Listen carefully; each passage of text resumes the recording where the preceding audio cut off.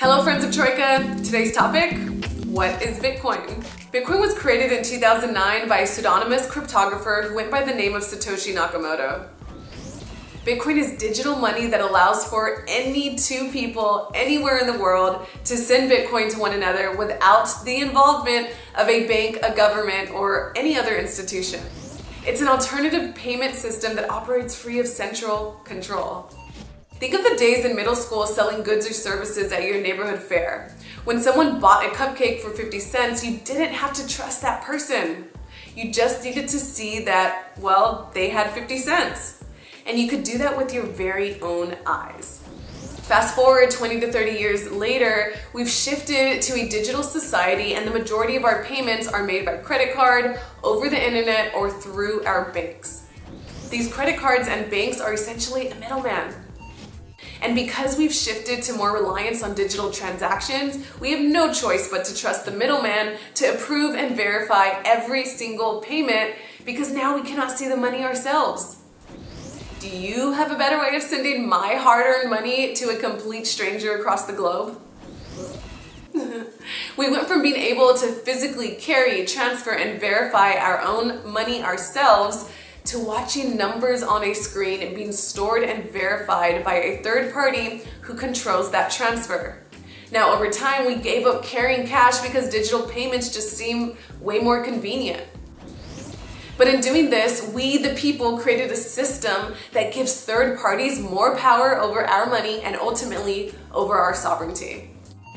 Bitcoin offers us a solution to getting back to the person-to-person nature of giving and receiving our money, but in digital form, right? Bitcoin can be broken down in three different ways. We have Bitcoin, the digital asset, Bitcoin, the network, and Bitcoin, the blockchain. Bitcoin as a digital asset has a limited supply of 21 million coins and it cannot be changed. According to the code that was programmed into the software, it will never be changed. I guess what I'm saying is that Bitcoin cannot just one day choose to print 1.9 trillion extra Bitcoins out of thin air, if you know what I mean. Bitcoin, the network, is basically a bunch of interconnected computers that anyone can join by running a piece of software on their computer. The network is what issues the Bitcoin, it tracks their ownership, and then transfers them between two people without the help of a middleman, a bank, or a government.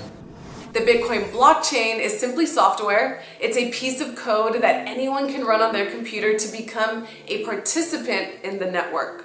The software is what we call open source, which means that anyone can see how it works as well as contribute new features to it. A few other fun facts about Bitcoin.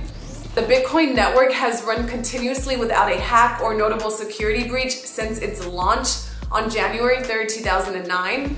It's earned an annual rate of return of 198% for over a decade, making it the best performing investable asset class in history.